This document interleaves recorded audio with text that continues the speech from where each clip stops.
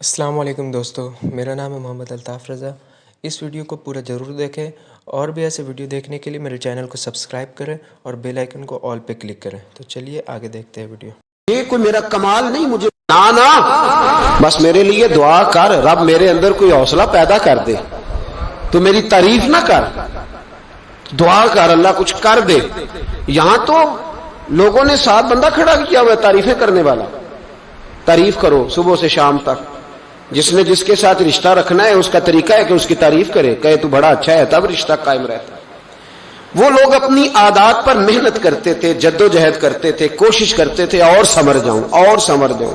ہم تو روز داستان سناتے ہیں کہ اس دنیا میں ایک ہی بندہ اچھا ہے جس کا نام میں ہوں، میں اچھا، اور پھر دوبارہ ڈھونڈو گے تو میں ہی اچھا ملوں گا۔ خدا مجھے ایسی خدائی نہ دے کہ اپنے سوا کچھ دکھائی نہ دے۔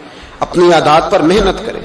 اللہ فرماتے ہیں کہ تمہیں موت اور زندگی کے بیچ اس کو گورکھ دھندا نہ سمجھو۔ ایک شخص پیدا ہوا، ماں نے 9 مہینے جدوجہد کر کے اس کی پرورش کی، پیٹ میں رکھا، پھر اس کو پالا، پھر کس مشکل سے وہ پروان چڑھا، پھر کس مشکل سے اس نے تعلیم حاصل کی، کوئی ہنر سیکھا، پھر پریکٹیکل لائف میں آیا، جدوجہد کر کے وہ آگے بڑھا، اس کے بچے ہوئے، کتنی جان جوکھوں میں ڈالی، پھر وہ فوت ہو گیا۔ فرمایا یہ کوئی گورکھ دھندا نہیں۔ الذی خلق الموت والحیات لیبلوکم ایکم احسن عملا۔ یہ موت اور حیات اس لیے بنائی تھی تاکہ پتہ چلے کہ تم میں سے اچھے عمل کون کرتا ہے، کون اپنی عادات کو سنوار کے آتا ہے، اخلاق کو سنوار کے آتا ہے۔ عادات کو سنوارے، میں نے بڑی دفعہ کہا ہے، ہم لوگ سمجھتے ہیں صرف میٹھا بولنے کا نام اخلاق ہے۔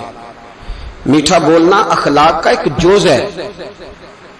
یہ پورا اخلاق، جہاز کا عملہ جو آپ سے میٹھا بولتا ہے تو اس کا مطلب یہ تھوڑی ہے کہ وہ با اخلاق ہے۔ ان کی ٹریننگ ہے، ان کی تربیت ہے کہ تم نے آنے والے سے کبھی بھی تلخ بات نہیں کرنی۔ آپ نے 12,000 روپیہ دیا ہے جہاز کی ٹکٹ کا، ڈومیسٹک فلائٹ پہ بیٹھے، اور جو آپ کے سامنے شخص آپ کو ڈیل کر رہا ہے اس کی 1.5 لاکھ روپیہ تنخواہ ہے، لیکن اس کے باوجود وہ میٹھا بول رہا ہے، تو آپ اس کو با اخلاق نہیں کہیں گے، اس لیے کہ یہ اس کی، ہاں اگر وہ دل سے آپ کے ساتھ اچھا رویہ کر رہا ہے تو پھر وہ بہت اچھا ہے، پھر وہ با اخلاق ہے۔ لیکن میرے بھائی بہت سارے لوگ تو میٹھا بولتے ہیں، ان کی ٹریننگ ہوتی۔ اخلاق حسنہ کیا ہے؟ اخلاق حسنہ کی پہلی سیڑھی یہ ہے کہ تیرا اپنے رب پہ بھروسہ کتنا زیادہ ہے۔ اگر تو توکل والا نہیں تو تو اخلاق والا نہیں ہو سکتا۔ توکل علی اللہ پہلی سیڑھی ہے اخلاق حسنہ کی۔ میرے نبی پاک علیہ الصلوۃ والسلام نے فرمایا اگر تم اپنے رب پہ بھروسہ کرو گے تو اللہ تمہارے ساتھ وہی سلوک کرے گا جو پرندوں کے ساتھ کرتا ہے۔ تو صحابہ عرض کرنے لگے حضور پرندوں والا سلوک کرے گا؟ تو نبی پاک علیہ السلام فرمانے لگے پرندے سویرے بھوکے نکلتے، انہیں نہیں پتا ہماری فیکٹری کون سی ہے، کہاں جا کے مزدوری کرنی ہے، ان کو نہیں پتا کس کھیت میں ہل چلانا ہے، ان کو نہیں خبر کہ کس دفتر میں جا کر کے بیٹھنا ہے، وہ سویرے بھوکے نکلتے ہیں اللہ پہ بھروسہ کر کے، لیکن نکلتے ضرور ہیں، جدوجہد ضرور کرتے ہیں۔ جب شام کو واپس آتے ہیں تو اللہ انہیں پیٹ بھر کے روٹی عطا فرماتا ہے۔ تم بھی بھروسہ اپنے اللہ پہ کرو، اپنے مالک اور خالق پر بھروسہ کرو۔ سارا بھروسہ ہی دنیا داروں پہ ہے، سارا بھروسہ۔ ہمارے حکمرانوں کو معاذ اللہ تعالیٰ ثم معاذ اللہ سارا بھروسہ یہودیوں پہ ہے، عیسائیوں پہ ہے۔ ہمارا بھی سارا بھروسہ ایم این اے پہ، ایم پی اے پہ، چیئرمین کا انتظار کر رہے ہیں آئے گا تو گلی بنائے گا۔ تو نے 1.5 کروڑ روپے اپنے مکان پہ لگایا ہے، اگر 1 لاکھ تو گلی پہ لگا دے گا تو کیا حرج ہے اس میں، باقی لوگ بھی گزر جائیں گے۔ سارا بھروسہ دنیا داروں پہ۔ حضرت بایزید بسطامی رحمت اللہ تعالیٰ علیہ فرماتے ہیں کہ رمضان کا مہینہ تھا تو میرے بستان میں نا سارے میرے ہاتھ چومنے والے تھے۔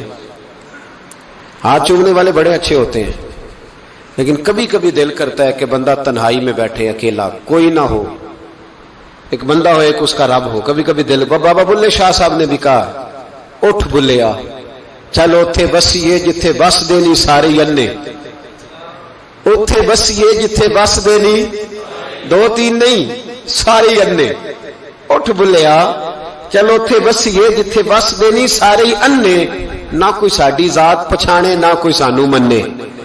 تو حضرت بایزید فرماتے میرا بھی دل کرتا تھا آج وہاں جاؤں جہاں کوئی جاننے والا نہ ہو، اور وہاں جا کے نہ میں رمضان کا مہینہ تھا تو دل کیا کہ وہاں جا کے روزے گزاروں جہاں ہاتھ چومنے والے نہ ہوں, میں ذرا کھل کے عبادت کر لوں. فرماتے ہیں میں دور بستام سے نکلا, ایک مسجد میں جا کے اعتکاف بیٹھا, پورے مہینے کا اعتکاف. پہلے دن مسجد میں گیا تو نمازی پوچھنے لگے بابا جی روٹی کہاں سے کھاؤ گے؟ میں نے کہا کہ میرا اللہ دے گا. یہ نہیں کہتے کہ بابا جی فکر نہ کرنا روٹی آ جائے گی. کہا روٹی کہاں سے کھاؤ گے؟ کہا اللہ دے گا. کہنے لگے اللہ تو دے گا پر کس طرح؟ تو آپ فرمانے لگے آپ مسلمان ہیں, آپ کو سمجھنا چاہیے کہ اللہ وسیلے کو پسند ضرور فرماتا ہے پر اللہ وسیلے کا محتاج نہیں. وہ اگر چاہتا ہے تو پھر بے حساب ہی عطا فرماتا ہے, تو وہ دے گا انشاءاللہ. کہنے لگے جی دے گا تو صحیح پر کس طرح؟ آپ فرماتے میں نے سمجھایا, 2 نمازیوں کو زور کے وقت سمجھایا تو 2 پھر عصر میں پوچھنے لگ گئے کہ بابا جی ادھر ہی رہنا ہے پورا مہینہ؟ کہا ادھر ہی رہنا. تو روٹی؟ میں نے کہا اللہ دے گا. کہتے انہوں نے بھی پوچھا کیسے, ان کو بھی میں نے سمجھایا. پھر وقت ہو گیا مغرب کا تو 2-3 نمازی پھر پوچھنے لگ گئے, حاجی ہیں, نمازی ہیں, صوفی درویش قاری ہیں, پر یہ بتا کہ تیرے من کا تعلق بھی جڑا ہوا کہ نہیں؟ تیرے اندر سے آواز بھی توکل علی اللہ کی آتی ہے کہ نہیں؟ یہ بھی تو غور کرنا. حضرت باعزید کہتے ہیں میں تنگ آ گیا. میں نے معلوم کیا کہ یہ 7 گھر کس کا ہے؟ بتایا گیا یہودیوں کا ہے. میں نے کسی ذریعے سے ان سے رابطہ کیا یا میں خود چلا گیا. میں نے ان سے رابطہ کر کے کہا کہ تمہارے گھر میں کوئی کام کاج کرنے والی عورتیں تو ہوں گی؟ کہا ہیں. فرمایا مجھ سے پیسے لے لو, بس 2 روٹیاں سویرے مل جائیں شہری میں, 2 شام کو مل جائیں, تو میں سرکے سے کھاؤں یا کسی چیز سے تناول کروں, 2 روٹیاں مجھے صبح شام پیسے لے لو. فرماتے ہیں وہ مان گئے. اب میرا دل کرتا تھا کوئی نمازی مجھ سے سوال کرے تو میں ذرا اعلان کر دوں کہ میرا بندوبست ہو گیا ہے, میں ذرا اعلان کر دوں کہ میرا بندوبست. خرد نے کہہ بھی دیا لا الہ الا اللہ تو کیا حاصل, دل و نگاہ اگر مسلمان نہیں تو کچھ بھی نہیں.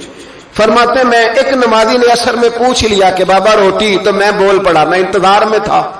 میں بولا, میں نے کہا نمازیوں, حاجیوں, درویشوں, رمضان کے روزے رکھنے والوں, صائم الدہر قائم اللیل لوگوں, یہ 7 میرے پڑوس میں مسجد کے یہودی ہیں, میں نے پیسے چکا دیے ہیں, 2 روٹیاں سویرے 2 شام مل جائیں. کہتے اعلان کیا تو نمازی چپ کر گئے.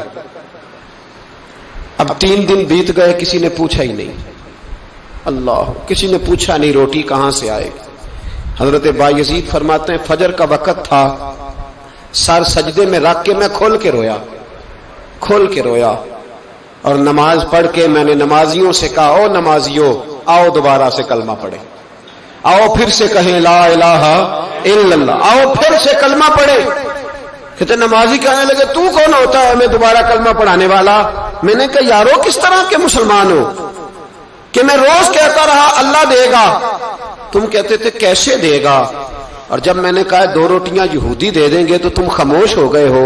اور مجھے بتاؤ جن لوگوں کا یہودیوں پہ توکل مضبوط ہو اور رب پہ توکل کمزور ہو, انہیں دوبارہ کلمہ پڑھنا چاہیے کہ نہیں پڑھنا چاہیے؟ انہیں دوبارہ اللہ تبارک و تعالیٰ کی توحید کی شہادت دینی چاہیے کہ نہیں دینی چاہیے؟ آؤ پھر سے کلمہ پڑھے. قرد نے کہہ بھی دیا لا الہ الا اللہ تو کیا حاصل, دل و نگاہ اگر مسلمان نہیں تو کچھ بھی نہیں. کلندر لاہوری بول کے کہنے لگے جو میں سر بسجدہ ہوا کبھی تو زمین سے آنے لگی صدا, تیرا دل تو ہے صنم آشنا, تجھے کیا ملے گا نماز میں؟ بھائیو, اخلاق کی پہلی سیڑھی یہ ہے کہ تیرا اپنے رب پہ بھروسہ کتنا ہے. تیرا انویسٹر پہ بھروسہ زیادہ ہے, شیٹ پہ بھروسہ زیادہ ہے, بلڈر پہ بھروسہ زیادہ ہے, تیرا انڈسٹری کے مالک پہ بھروسہ زیادہ ہے کہ اللہ پہ بھروسہ زیادہ ہے؟ تو اخلاق کا مطلب ہے پہلی سیڑھی. اور دوسری سیڑھی اخلاق حسنہ کی وہ ہے شکر کرنا. کیا کرنا؟ بول کے بتائیے, بول. دوسری سیڑھی ہمارے یہاں نا دکھوں پہ فوکس ہے کہ جسے پوچھیں کیا حال ہے تو اس کے وجود میں 360 ہڈیاں ڈاکٹر بتاتے ہیں. بھائی صاحب طبیعت کیسی ہے؟ کہتے ہیں یہ گھٹنا بڑا درد کرتا ہے. اللہ کے بندے 359 ٹھیک ہے نا تیری, ان کا بھی ذکر کر. ایک ٹھیک نہیں تو اس کا نام لے لیا, کہتا ہے گھٹنا بڑا درد کرتا ہے, تو باقی ساری ٹھیک ہے نا, ان کا ذکر ہی نہیں کیا. بھائی طبیعت کیسی ہے, حالات کس طرح کے ہیں؟ کہتا بس کاروبار نہیں چلتا. بچے ہیں الحمدللہ، مکان ہے الحمدللہ، صحت ہے الحمدللہ، امن ہے الحمدللہ، گھر میں سکون ہے الحمدللہ۔ کمزوری کیا ہے؟ کاروبار نہیں۔ بھائی سارا رونا کاروبار کا ہی روئے گا، شکر کب کرے گا تو؟ کس وقت وہ ٹائم آئے گا؟ اللہ نے وعدہ فرمایا قرآن پاک میں، وعدہ فرمایا اللہ ان شکرتم لازیدنکم، فرمایا تم شکر ادا کرو تمہارا رب تمہاری نعمتوں میں اضافہ فرما دے گا۔ یہ نہ کہو کہ کاروبار کر رہا ہوں تو انویسٹمنٹ بڑھاؤں گا تو نعمت بڑھ جائے گی، یہ نہ کہو کہ میں 2-3 سائیڈ بزنس اور کروں گا تو مال بڑھ جائے گا، فرمایا شکر ادا کرو۔ کیا کرو؟ کیا کرو جی؟ شکر۔ شکر ہم بھلا کس طرح ادا کرتے ہیں؟ کہتے ہیں جناب کیا حال ہے؟ کہتے بس شکر ہے جی جو ٹائم گزر رہا ہے۔ میں نے کہا یہ شکر دے، یہ شکر، یہ تو شکوہ ہے۔ شکر ہے جی اللہ جس حال میں رکھے۔ تو میں کہتا ہوں کس حال میں آپ ماشاءاللہ سولی پہ لٹکے ہوئے؟ کیا حال ہے مثلا؟ کس حال میں اللہ رکھے؟ کربلا میں کھڑے ہیں آپ، بدر کے میدان میں ہیں، احد میں ہیں آپ، قریش مکہ سے لڑائی ہو رہی، کیا انداز ہے یہ؟ بس شکر ہے جس حال میں رکھے۔ کیا آپ سمجھتے ہیں ہمیں حضرت یوسف علیہ السلام جیسی مصیبتوں کا سامنا ہے؟ کیا ہم سمجھتے ہیں کہ ہم پر وہ ظلم توڑے جا رہے ہیں جو حضرت بلال پر توڑے گئے تھے؟ کتنا کمزور لفظ ہے، شکر ہے بھی جس حال میں رکھے۔ کس حال میں ہے مطلب تو کیا ہے؟ کیا تو تیرے گھر میں اس طرح روٹی پکتی ہے جس طرح سیدہ فاطمہ کے گھر میں پکا کرتی تھی؟ کیا تیرا مکان اس طرح کا ہے جس طرح سیدہ عائشہ کا حجرہ تھا؟ کس بات؟ یہ کیا انداز ہے؟ بس شکر ہے جس حال میں اللہ رکھے۔ شکر ہے؟ اتنی زیادتی جملوں میں، اتنی تلخی، اتنا غیریت کا پن کہ جیسے بڑا کوئی انسان دکھ، بس جی شکر ہے جی جو ٹائم، بس جی 2 دن گزر جائے شکر ہے۔ کیا مطلب ہے اس بات کا؟ کہاں دن گزرا ہے؟ کون سی ایسی تکلیف ہمیں آ گئی؟ اس قدر زیادہ ناشکری۔ حضرت رابعہ بصریہ رحمت اللہ علیہا، پڑوس میں ایک نوجوان رہتا تھا، جو ہمارے دائیں بائیں لوگ رہتے ہیں نا، جن کے ساتھ بچپن گزرتا ہے بندہ جانتا ہے۔ تو نوجوان ایک دن گھر سے باہر نکلا، اماں جی اسے بڑا پرانا جانتی تھی، باہر نکلا تو سر پہ اس نے سرخ رنگ کی پٹی باندھی۔ اماں جی کہنے لگے بیٹے خیریت ہے؟ وہ پرانی جو مائیں ہوتی تھی نا وہ جانتی تھی بچہ کس کا ہے، والد کا نام کیا ہے، دادا کا، بیٹا خیر ہے؟ وہ کہا اماں جی سر میں درد ہو رہی تھی شدید، تو پٹی باندھ لی۔ تو اماں کہنے لگے بیٹے عمر کتنی ہو گئی؟ کہنے لگا 35-40 سال۔ کہا بیٹے 35-40 سال میں کبھی درد تو نہیں ہوا؟ کہا نہیں۔ تو اماں جی فرمانے لگے 40 سال اللہ نے صحت دی، تو نے شکر کی ایک پٹی بھی نہیں باندھی، اور آج درد ہوا ہے تو شکوے کی پٹی فوراً ہی باندھ لی ہے تاکہ سارے زمانے کو بتاتا پھرے کہ بڑی درد ہے بڑی درد ہے۔ 40 سال میں کوئی شکر کی پٹی بھی باندھنی تھی، پتہ چلتا کہ تجھے اللہ تعالیٰ کا شکر بھی تیرے پاس ہے۔ حضرت جناب عیسیٰ علی نبینا علیہ الصلوۃ والسلام گزر رہے تھے، ایک شخص زمین پہ لیٹا ہے، ذرا غور کرنا میری بات پر۔ اس شخص کی دونوں آنکھیں بھی کوئی نہیں، دونوں پیر بھی نہیں اور دونوں ہاتھ بھی نہیں، لوگ اس کے گرد کھڑے ہیں، اور بندہ پتہ کیا کہہ رہا ہے؟ کہہ رہا ہے یا اللہ تیرا شکر ہے، یا اللہ تیرا شکر ہے مالک، الحمدللہ علی کل حال، اللہ تیرا شکر ہے، شکر ہے۔ لوگ بڑے حیران دیکھ رہے تھے، تو جناب عیسیٰ علیہ السلام نے پوچھا کس بات پہ حیران ہو؟ کہا حضرت جی حیران ہے کہ بندے کی آنکھیں بھی کوئی نہیں، دونوں ہاتھ کوئی نہیں، دونوں پیر کوئی۔ ذرا غور کرنا، جس کی ایک انگلی کٹی ہوتی ہے ساری توجہ اسی پہ رکھتا ہے، دونوں ہاتھ ہی نہیں، دونوں پیر ہی کوئی نہیں، آنکھوں سے نابینا ہے، یا اللہ شکر ہے۔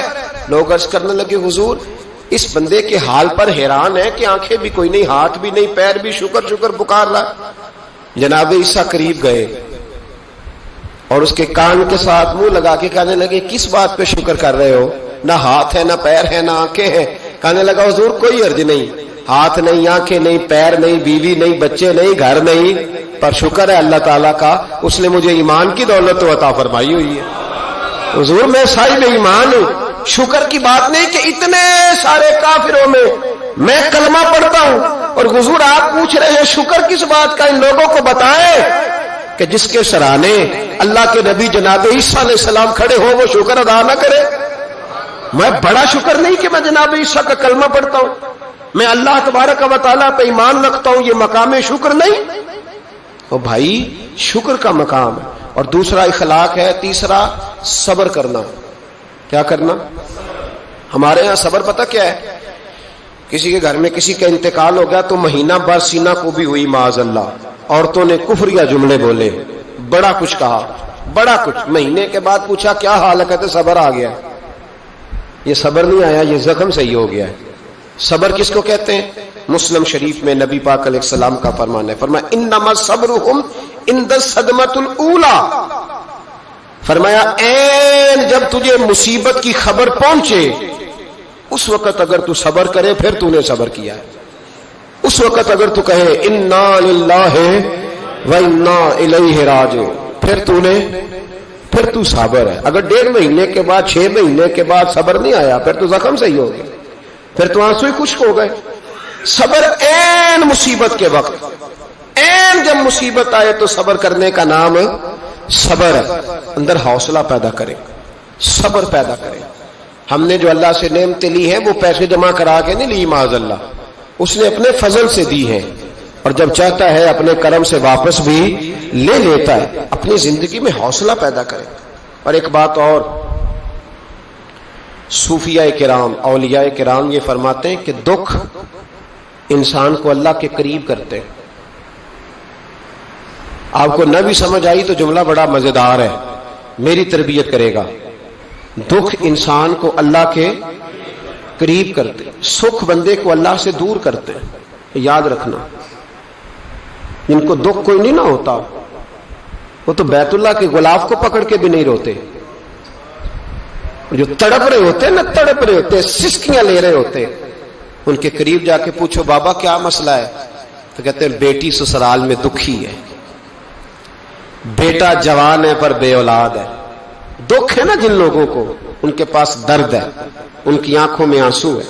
لیکن جو سکھی ہیں ان کا ماحول، ان کے معاملات سخت ہو جاتے. حضرت ایوب علی نبینا علیہ الصلوۃ والسلام اللہ کے پیغمبر ہیں. اللہ نے بیٹے بھی دیے، کھیت بھی دیے، بہت زیادہ جانور بھی دیے، بڑی دولت، بڑا کچھ. رب آزماتا بھی ہے، اس کا نظام ہے. جتنا کہ اس کے قریب ہوتا ہے اتنا ہی زیادہ آزماتا ہے. فرشتے عرض کرنے لگے مولا جناب ایوب، اللہ کریم نے فرمایا یہ میرا دوست ہے، ایوب میرا نبی ہے، میرا پیغمبر ہے، میرا دوست ہے. تو فرشتے عرض کرنے لگے مولا جو اس کو اتنا نواز دے اس نے دوست تو بننا ہی ہوتا ہے. ایک روایت میں 7 بیٹے، ایک میں 14 بیٹے، کھیت کھلیان باغ بڑا کچھ، تو دوست تو بننا ہے. تو رب کریم نے فرمایا جاؤ آزما لو، جا کے جاؤ، جا کے. کون کہہ رہا ہے؟ یاری تیری سونا تے ازمائشاں تیریاں اگ، اے سونا پرکھیا جاوندا ہی پہلو نال اگاں دے لگ، جاؤ آزما لو. فرشتے آ گئے، ایک ہی دن میں سارے باغ اجڑ گئے، جل گئے کھیت. ایک دن لگا، بننے میں وقت لگتا ہے، اجڑنے میں وقت نہیں لگتا. ایک دن لگا تو جانور ایک بیماری سے سارے مر گئے. جناب ایوب گھر سے باہر نکلے، واپس آئے تو ساری اولاد کی لاشیں پڑی. بڑا مشکل مسئلہ ہے نا، لیکن زبان پہ ایک ہی لفظ ہے انا للہ و انا الیہ راجعون. حضرت ایوب صبر سے، حوصلے سے، اطمینان سے. اس پر بس نہیں، اللہ کے نبی پیغمبر. یہاں تو جو 5 نمازیں پڑھتا ہے وہ کہتا ہے مجھے بخار کیسے ہو گیا، حالانکہ میں نمازی ہوں. میں تو روزانہ سورۃ یاسین پڑھتا ہوں، میرے گھر میں فاقہ کیسے آ گیا. میں تو روزانہ صبح قرآن شریف کھولتا ہوں، پھر بھی حضرت جی میرے گھر کے اندر بیماری کا کیا لینا دینا. حضرت ایوب بیمار ہو گئے. 1 2 3 4 ہفتے، مہینے، سال نہیں، 16 سال بیت گئے بیمار ہیں. 16 سال بیت گئے، 16 سال. حضرت ایوب علیل ہے. ایک دن زوجہ قریب آئیں تو کہنے لگی آپ اللہ کے نبی ہیں، آپ جو بھی دعا کریں مالک قبول فرما لیتا ہے، دعا کریں آپ کو شفا دے دے. جناب ایوب فرمانے لگے ایک بات تو بتا، شفا کتنے دن رہی ہے؟ کہنے لگی 60 سال. فرمایا کھیت کھلیان اولاد مال دولت کتنا عرصہ رہا؟ کہا 60 سال. 60. آپ فرمانے لگے بیماری کو کتنے سال ہوئے؟ کہا 16 سال. فرمانے لگے ذرا مجھے تکلیفیں اور بیماریوں کو بھی 60 سال ہو لینے دے، پھر دعا بھی مانگ لوں گا. برابر تو ہو لے، ابھی تو صرف 16 ہوئے، 60 ہو لیں دعا مانگ لوں گا. اور فرمانے لگے دعا مانگنی چاہیے پر میرے رب کو پتا ہے ایوب کس حال میں ہے. بس زبان پہ یہ لفظ آئے تو اللہ نے فرشتوں سے فرمایا تم نے جانچ لیا ہے لیبلوکم ایکم احسن عملا، پتہ چل گیا؟ کہ مولا چل گیا۔ فرمایا جاؤ اب میرے بندے کو نواز دو۔ بس مالک بے نیاز ہے نا، بنجر زمینیں پھر سے آباد ہو گئی، پھر سے جانور آ گئے، پھر سے وہی لہر بہر ہو گئی، بیٹے بھی اللہ نے دے دیے، مال دولت جائیداد ہر چیز، گھر میں بیٹھے شفا بھی ہو گئی۔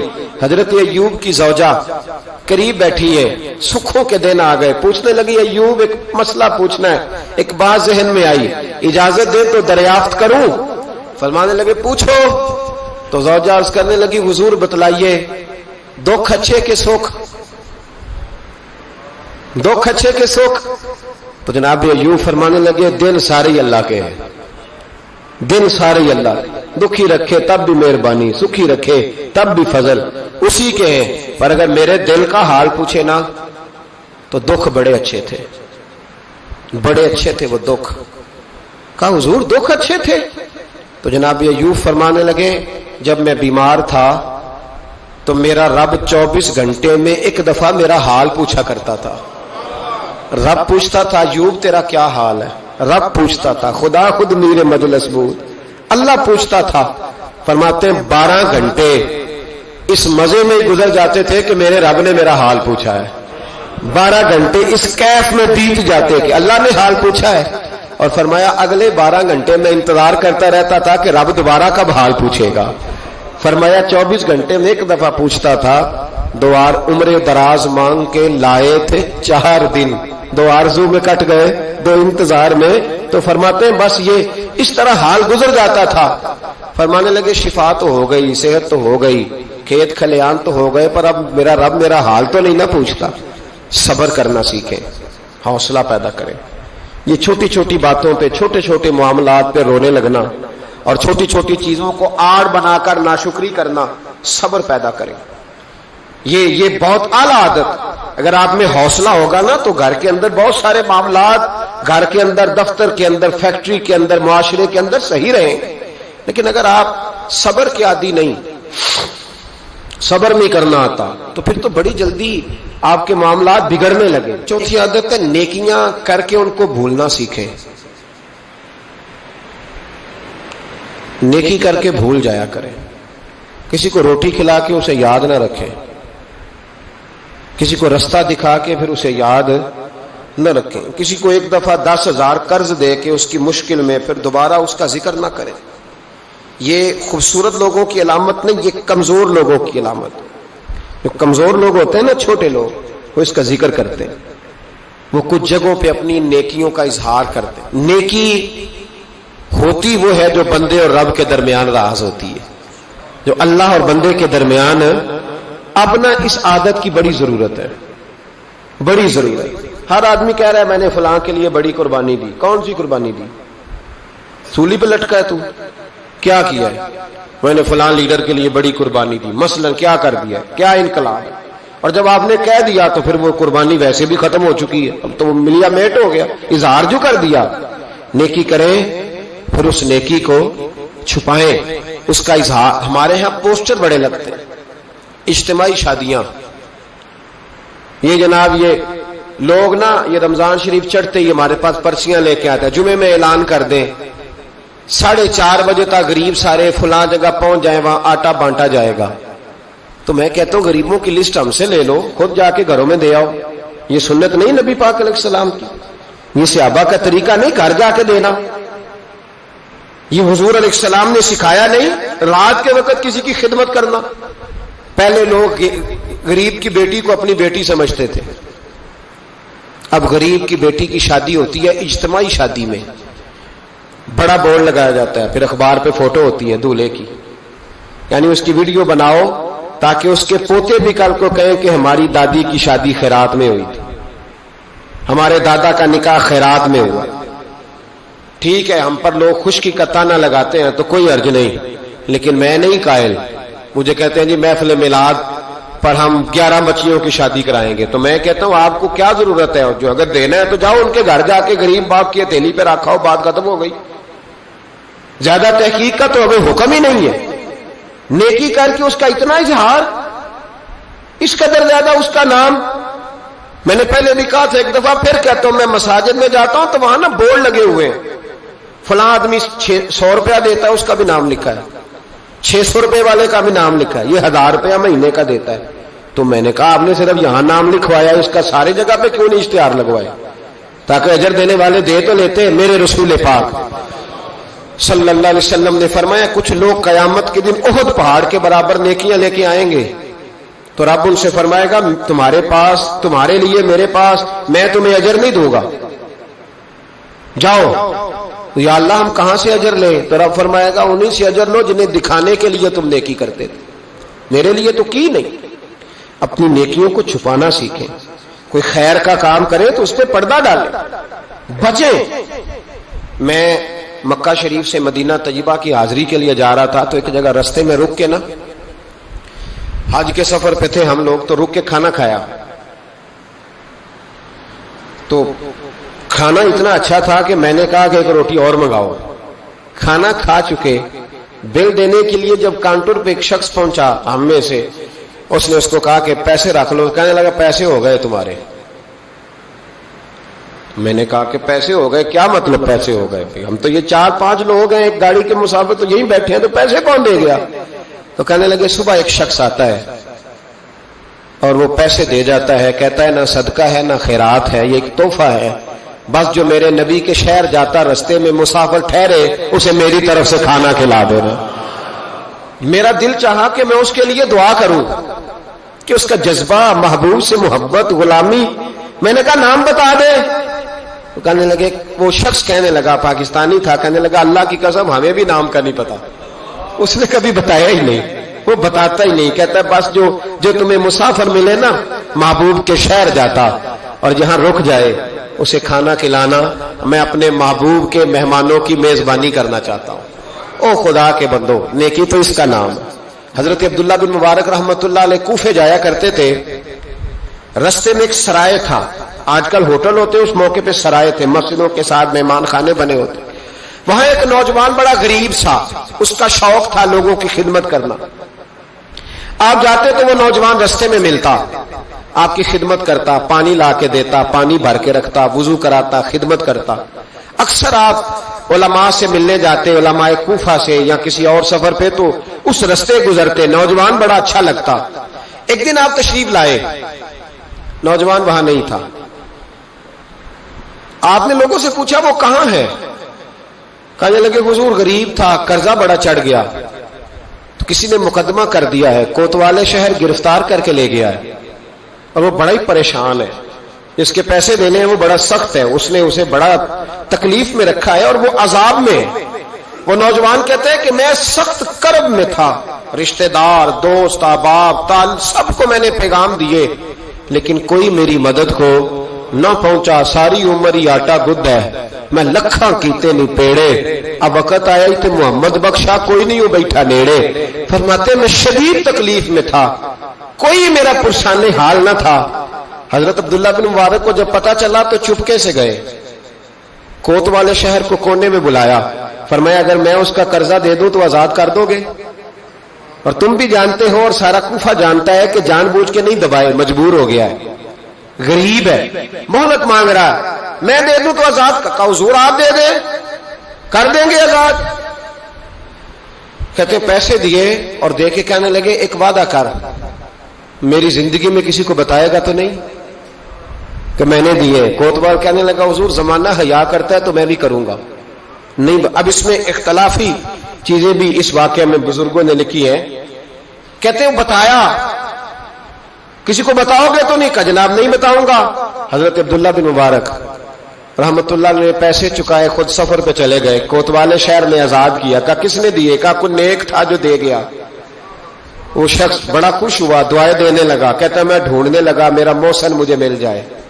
وہ ملے نہ کبھی مجھے, اس کے ہاتھ چوموں, اس کے پیر چوموں, میں اس کی نوکری کروں, میں تو غلام بے دام بن گیا. کوئی آیا چھڑا کے چلا گیا. کہتے میں ڈھونڈنے لگا پر وہ ملتا ہی نہیں. بڑا ڈھونڈا, بڑا تلاش کیا.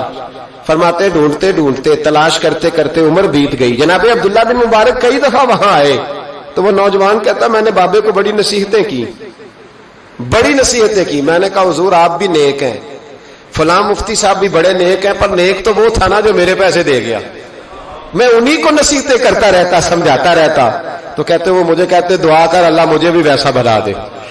کہتے میں نے کئی دفعہ انہی کے منہ پہ کہا کہ حضور کمال تو وہ تھا نا جو میری اس عالم میں مدد کر گیا. کہتے ہیں وہ رو پڑتے اور مجھے کہتے میرے لیے دعا کرنا. عمر بیت گئی, زمانے گزر گئے, میں ڈھونڈتا رہا, میں اپنی نمازوں میں اسے دعائیں دیتا رہا, میں اپنے افطار میں اسے دعائیں دیتا رہا, میں حج و عمرے میں دعائیں دیتا رہا. حضرت عبداللہ بن مبارک بوڑھے ہو گئے, ضعیف ہو گئے, گھر سے نکلنا چھوڑ دیا, علیل ہو گئے. کوتوالے شہر برسوں بعد وہ جس نے مجھے پکڑا تھا ایک کونے میں مل گیا. میں نے کہا تجھے خدا کی عزت کا واسطہ مجھے بتا دے میرا محسن کون ہے. تو کہنے لگا اس نے مجھے کہا تھا زندگی میں نہ بتانا. میں کیسے بتا دوں؟ کہا تیری مہربانی, تو کسی طریقے سے مجھے بتا دے. تو کہتے ہیں وہ شخص کہنے لگا یار تو ان سے کئی بار ملا ہے, میں نے اکثر تمہیں اکٹھے بیٹھے دیکھا ہے, تمہیں نہیں پتا؟ کہا نہیں کون ہے؟ کہنے لگے حضرت عبداللہ بن مبارک, وہی تھے جو تیرے پیسے چکا گئے. وہ شخص کہتا ہے میرے پیروں تلے زمین بھی نکل گئی اور جو لگا کہ آسمان بھی ہٹ گیا. میں دوڑا, میں اسے ڈھونڈوں, کوئی بیٹھا ہوا مجھے دور دعا دیتا. میں ڈوبتا ہوں سمندر اچھال دیتا, ماتے ڈھونڈتا, سر پٹ دوڑتا. میں دروازے پہ پہنچا. جب میں دروازے پہ پہنچا تو میں نے رش دیکھا, کچھ لوگ گھر میں آ رہے تھے, کچھ جا رہے تھے. میں نے دوڑ کے ایک شخص سے کہا, میں نے کہا عبداللہ بن مبارک علیہ رحمہ کہاں ہے؟ کہنے لگا پردیسی کہاں سے آئے ہو؟ میں نے کوفے سے آیا ہوں اور اتنا بھاگا ہوں کہ پیروں سے نکلتا ہوا خون بھی مجھے روک نہیں سکا, دیکھو زخمی آیا ہوں. تو کہنے لگے بس تو 3 گھنٹے لیٹ ہوا ہے, بس 3 گھنٹے. آج صبح کی آذان جب پڑھی ہے نا مؤذن نے تو عبداللہ بن مبارک مسجد میں تھے, جماعت ہوئی تو نماز میں تھے, اور اشراق ہوئی تو نوافل میں تھے, اور پھر وہ گھر آئے ہیں. سر سجدے میں رکھ کے کلمہ پڑھا ہے تو روح پرواز کر گئی ہے. آج ہی وہ شخص کہتا ہے میں دوڑ کے گیا اور میں قدموں میں بیٹھا. میں غریب تھا, غریب کا بیٹا, غریب کا پوتا, غریب کا بھائی, غریب تھا. میں نے پیروں میں سر رکھ کے کہا بابا جی مجھے نمازوں کا تو نہیں پتا, آج کتنے آپ کے میں نہیں جانتا, کتنے شاگرد مرید تیار کیے میں نہیں جانتا, اور میں اللہ کی عزت کی قسم کھا کے کہتا ہوں کہ مجھے امید ہے جو آپ نے میرے ساتھ کیا ہے نا, میرا رب صرف اسی کی برکت سے آپ کو جنت کے اعلیٰ مرتبے عطا کر دے گا. مجھے امید کامل ہے کہ اسی کی برکت سے اللہ جنت دے گا, پر شرط یہ ہے کہ تیری نیکی چھپی ہوئی ہو. اگر تو نے بتا لیا لوگ